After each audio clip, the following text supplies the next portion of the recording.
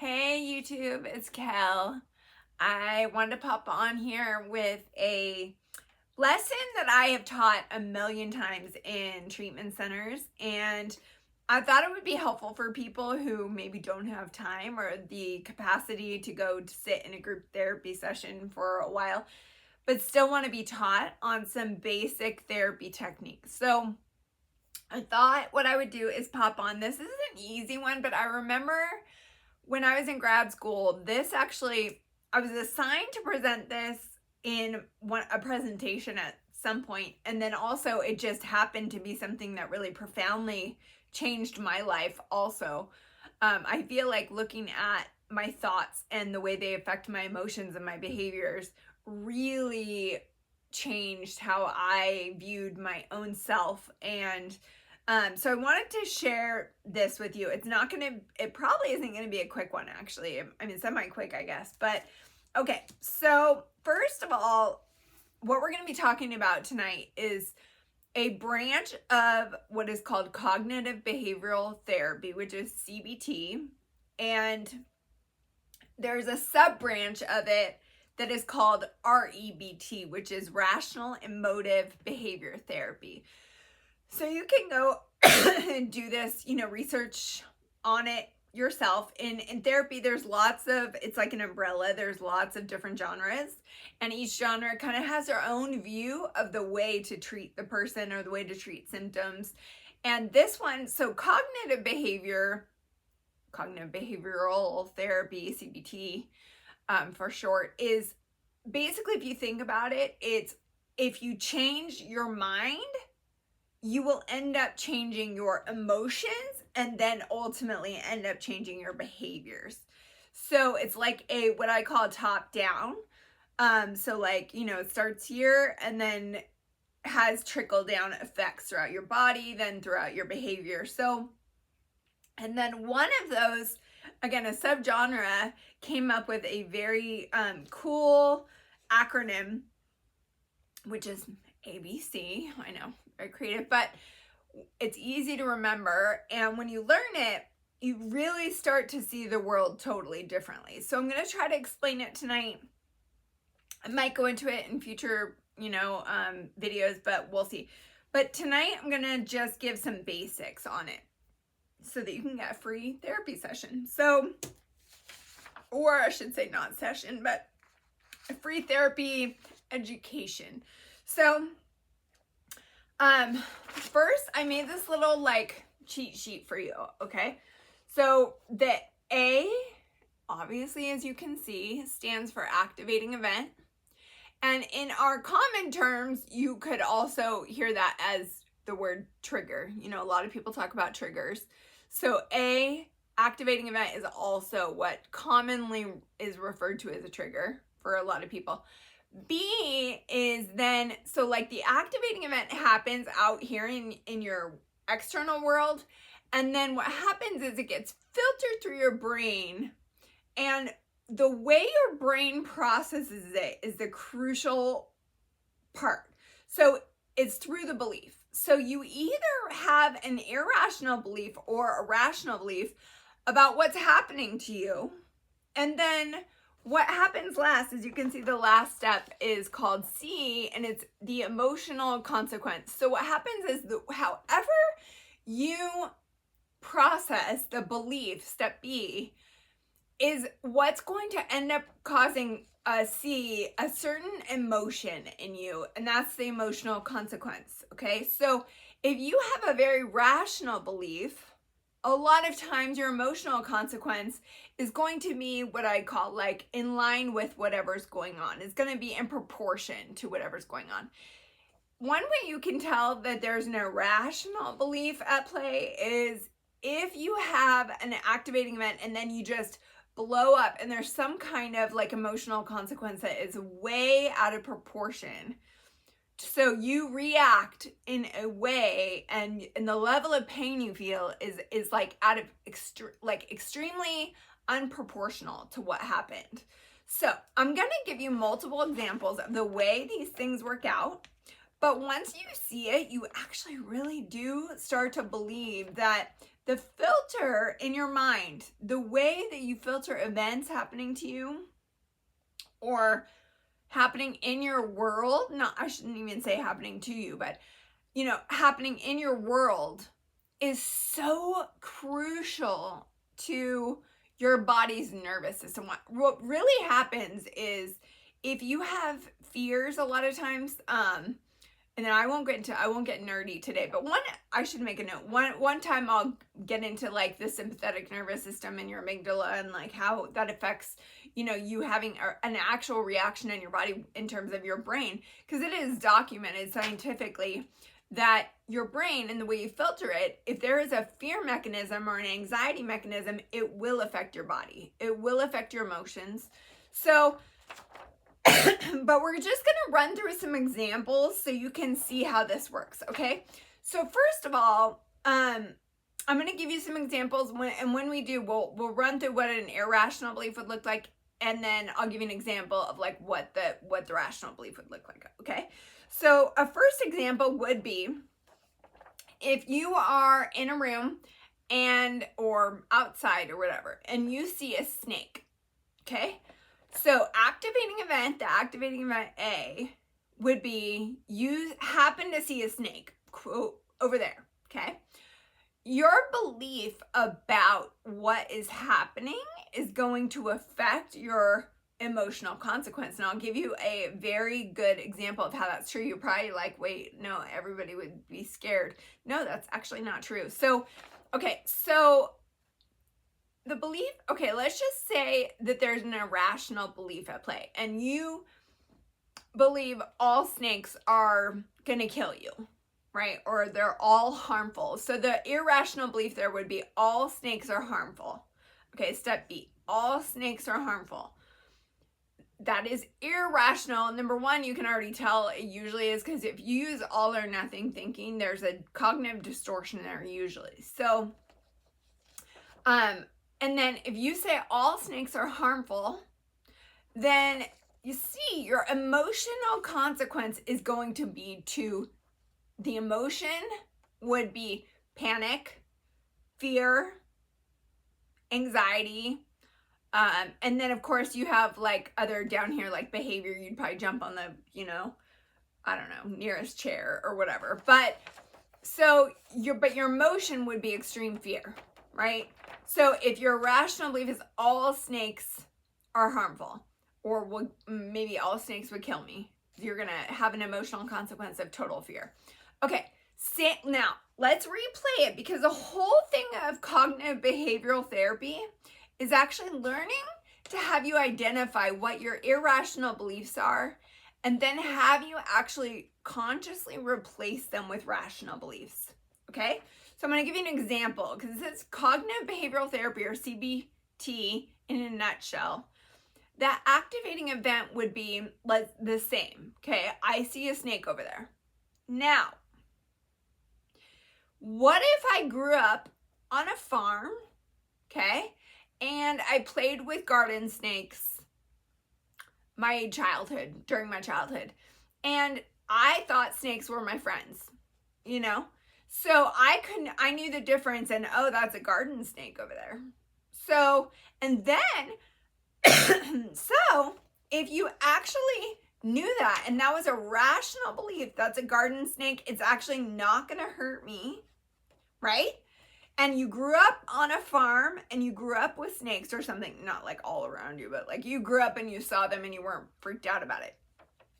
Then your emotional consequence is going to be radically different, right? Your emotion here is going to be radically different. You see it and you're like, oh my gosh, I miss those snakes. Like, oh, I miss a garden snake. They were like my friends when I was growing up. Or so you might feel nostalgia, right? So if you have the rational belief here, you might feel nostalgia, or you might just feel like neutral, like no real feeling. Or you might, some people actually have snakes as friends growing up, so you might actually feel like endearing, or you might feel like mildly annoyed if you didn't like snakes, but you wouldn't be like, that's death threatening, So, okay, that's an example. Do you see how your belief, step B, so big, crucial, okay? I cannot tell you in the 20 years that I have done therapy, 21, no, I don't know, 20, somewhere around there. This step is so important, and it leads to whatever emotion you're feeling. Now, if you have been through trauma, this is where it gets tricky, so we won't really get into it. But if you've been through trauma, then sometimes your, like, what would seem like irrational beliefs can be rational because you've experienced horrific things, right? So that's a whole different, like, we won't get into that tonight. But we're going to give you another example of how you can, so what you want to start to do, the whole goal of cognitive behavioral therapy is to start to replace your irrational beliefs with rational beliefs, okay? So let me give you another example of how this plays out, because a lot of people are like, I don't care about snakes. Okay. Another example would be activating event is your boss gives you feedback, like negative feedback. Let's say negative feedback, but let's say it's also like trying to be constructive, like tells you something you could do better. Okay. So that's your activating event. Okay. Your belief about the situation is going to be crucial here. If you grew up in a very critical household and your beliefs, see, this is where beliefs, the B step is usually about how do you feel about yourself.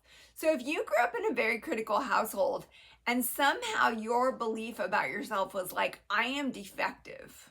You know what I mean? Like I have something wrong with me because, I don't know, you had an angry parent and they always blame stuff on you or whatever. And so you have an irrational belief of there's something wrong with me and I am defective, right?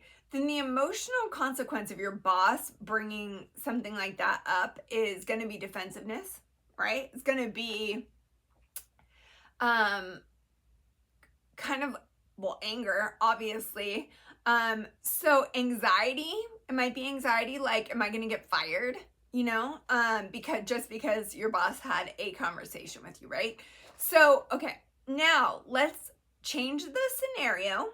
And let's say you grew up in a household where you got constructive feedback, but you also got a lot of loving feedback.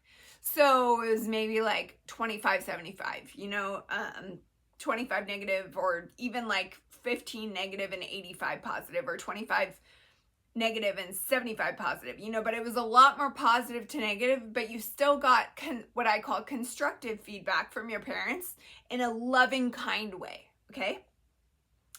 Your activating event here would be the same. It would be like your boss gave you feedback, right? Now, if your belief here is rational, it could be, even if I make mistakes, I'm lovable, right? It could be the people that I love and care about actually want to see me grow, so they'll tell me the things I need to work on, right? It could be my boss is neither like here nor there, or like that's his job. You know, that's a very rational belief about like he's giving me criticism because that's his job, right? So, and also like maybe I need to evaluate what's true or not. So, but your consequence there would be so much more peaceful. You could even be, okay, this is a little asking a little much for people, but like you could even be grateful. Maybe you think, if you really grew up in a positive household like that, you might even think, you know what, maybe my boss is preparing me for like promotion, you know? So maybe he wants to see how I handle criticism and also just give me tools for growth, right?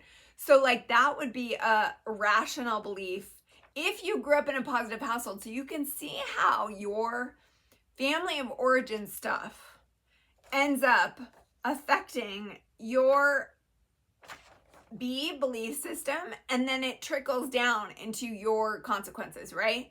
So, okay, another example I'm going to use is activating event. Your person that you're dating, let's just in hypothetical say it's a guy that you're dating and you're a girl, okay? So, hypothetical, we're just doing this for sake of ease, okay? And the guy you've been dating usually texts you back within 1 or 2 hours, right? Or something. And for whatever reason, activating event is he doesn't text you back for like, I don't even know, 6 to 8 hours or something like that, right? Totally unusual. Okay. Now, now we're getting deep here. Here's where the psychotherapy stuff comes in. Actually, the other examples did too, but okay. So if you had a parent who abandoned you, if you have any fears of abandonment, neglect, not feeling prioritized, just any belief of I am not important, or I am going to be abandoned, or anything that could be seen as like a fear of they're going to leave me once they get to know me, right? That is your irrational belief at play. And that is going to lead to the emotional consequence of anxiety, right? So you're sitting there, they haven't texted you back. Now, anxiety of someone switching up a routine can be normal, but we'll get to that. The belief is different, is what's different, right? So the consequence here is like, in this case where it's like you have a fear of abandonment because someone was really inconsistent in childhood or something, your emotional consequence can be anxiety. It could be just you could go straight to anger because you might assume they're doing it on purpose, or just something that is like out of the norm you might assume is just something negative about it, right? Based on your previous. And so your emotions might be fear, we're going to break up, anxiety, we're going to break up, all sorts of, just, oh, they're mad at me, right? So that's the emotion, is the anxiety and fear or panic, okay? Or just sadness. If you're even more touched, it could be sadness. I don't want to say that, but it could be anger. Anger is all your feelings are valid, but a lot of times it can be sadness too. So, okay, now let's use the same activating event, which is that person you're dating does not text you back for 6 to 8 hours or whatever I said, when they usually text you back, within 1 or 2 or whatever. So now, if you grew up in a, quote, regular household and you don't have any fear of abandonment, now this is rare because, we've all been hurt in life, but let's just say hypothetically, you have never been hurt, right? So you have like a perfectly untouched belief system and you're perfectly rational. You might say something like, or you might think something like, obviously, okay, not obviously, but like, it probably doesn't have to do with me. Something must have happened to them. Like, are they okay? Or what's going on? Did something, the emotional consequence here would be curious, right? You're more curious about, did something happen? Are they okay? Also, like, is there a reason for why they didn't, text at the time they normally do? Or like, kind of what's going on? Instead of jumping to, they're mad at me, we're gonna break up, or you know what I mean? So all that, okay? So do you see how quickly your belief, oh my gosh, so important. So important.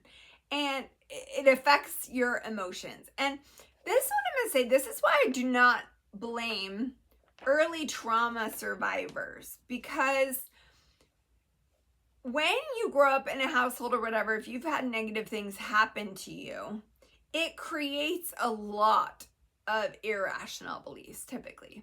And then sadly, it's not even irrational because they're rational, right? Like, if horrible things have happened to you, they're not totally irrational. So sometimes what needs to happen is a trauma survivor needs to understand what is rational and what is irrational, right?